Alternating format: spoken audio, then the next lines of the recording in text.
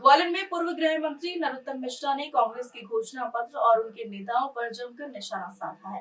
नरोत्तम मिश्रा ने कांग्रेस के न्याय पत्र की तुलना मुस्लिम लीग के घोषणा पत्र से की है और कहा कि यह पार्टी शरीयत की तरफ से ले जाने वाली पार्टी है। इसके साथ ही नरोत्तम मिश्रा ने कमलनाथ और जीतू पटवारी पर भी जमकर हमला बोला है। प्रदेश के पूर्व गृह मंत्री डॉक्टर नरोत्तम मिश्रा का कहना है कि भारतीय जनता पार्टी मोदी जी की गारंटी को लेकर जनता के बीच आई है। गारंटी और मोदी जी एक शब्द ऐसा हो गया है कि यह एक दूसरे के पूरक हो गए।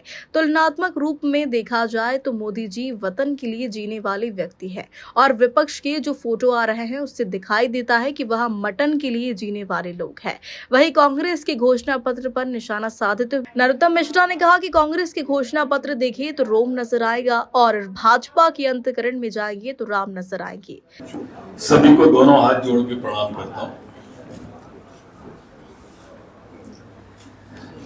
जैसा माननीय आशीष जी ने आपका ध्यान आकर्षित किया विषय के ऊपर, और भारतीय जनता पार्टी माननीय मोदी जी की गारंटी को लेकर कल जनता के बीच में आई। गारंटी शब्द ऐसा हो गया कि अब ये एक दूसरे के पूरक हो गए। आप गारंटी शब्द बोलोगे तो मोदी जी का चेहरा नजर आएगा, और मोदी जी का चेहरा की तरफ देखोगे तो उसमें काम की गारंटी नजर आएगी। एक विश्वसनीयता का नाम हो गया है। तुलनात्मक रूप से आप वैसे भी अगर देखोगे तो आपको यह दृष्टिगोचर भी होगा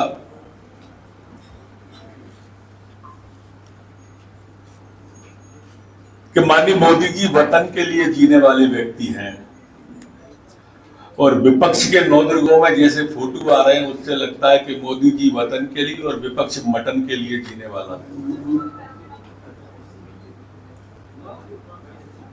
कांग्रेस का घोषणा पत्र देखोगे तो आपको रोम नजर आएगा, और भाजपा के अंतःकरण में झांकोगे तो राम नजर आएगा।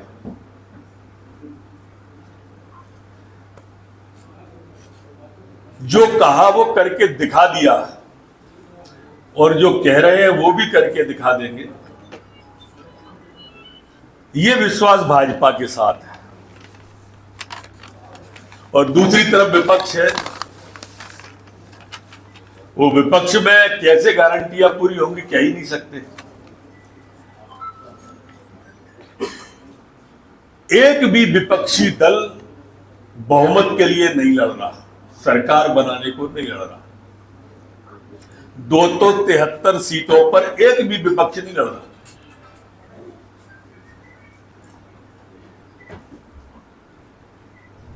बहुमत मिलेगा ही नहीं। अब मिलेगा तो पता नहीं है, सरकार बनेगी पता नहीं है, प्रधानमंत्री कौन बनेगा पता नहीं है, गठबंधन वाले सुनेंगे कि नहीं पता नहीं है, चुनाव के बाद गठबंधन टिकेगा या नहीं टिकेगा पता नहीं है। लेकिन गारंटियां लेके लगातार आते जा रहे हैं जनता के सामने। सरकार कैसे बनाएंगे यही तय नहीं है इनका। और इधर मोदी जी ने जो कहा, आप सबके ध्यान में, फिर भी मैं दोहराता हूं एक सांस में। 370 हमारे घोषणा पत्र में था, पूरा हुआ। 35 था, पूरा हुआ। सीएए था, पूरा हुआ। ट्रिपल तलाक था, पूरा हुआ। भगवान श्री राम का भव्य मंदिर बनाएंगे, भव्य मंदिर आप देख लो, पूरा हुआ।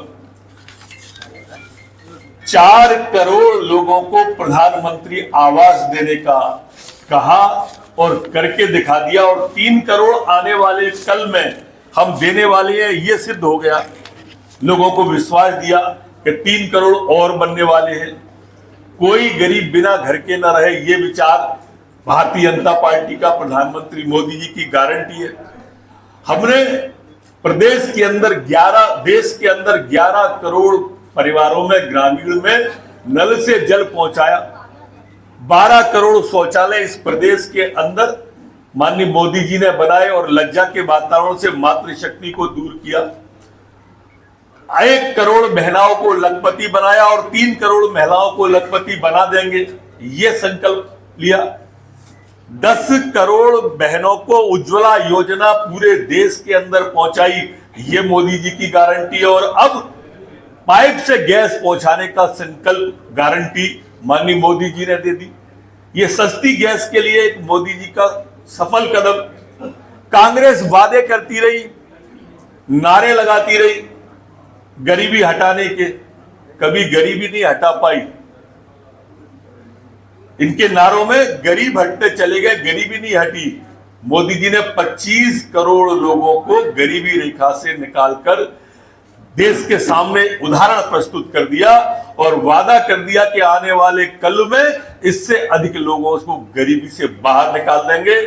मोदी जी ने विश्व के अंदर भारत को 5वीं आर्थिक बड़ी ताकत बना के विश्व का ध्यान आकर्षित कर दिया और गारंटी दे दी कि अगले 5 साल में विश्व की तीसरी बड़ी ताकत अगर कोई बनेगा तो मोदी जी की सरकार बनेगी और भारत विश्व की तीसरी बड़ी ताकत मोदी जी बना के देंगे। ये काम मोदी जी ने करके आम लोगों के और आप सबके सामने रख दिया। एक इतिहास को रचने का काम, देश के अंदर शांति लाने का काम अगर किसी ने किया, आप सबको मालूम होगा मोदी जी के आने के पहले का भारत और आज का भारत पलटा किया माननीय मोदी जी ने। मोदी जी के आने के पहले मनमोहन सिंह जी की सरकार थी, पाकिस्तान के आतंकवादी सैनिक आते थे, हमारे सैनिकों के सर काट के ले जाते थे। लेकिन मोदी जी के आने के बाद में दुश्मन की आंखों में आंखें डाल के बात करने वाला प्रधानमंत्री देश को मिला। मोदी जी के आने के बाद में उधर से गोली भी आई तो इधर से गोला गया है, आतंकवादियों पर गोला। माननीय मोदी जी है जिन्होंने मनमोहन सिंह की सरकार में हम कश्मीर में लाल चौक पे तिरंगा नहीं फहरा पाते थे। ग्वालियर से गुड्डू सविता की रिपोर्ट।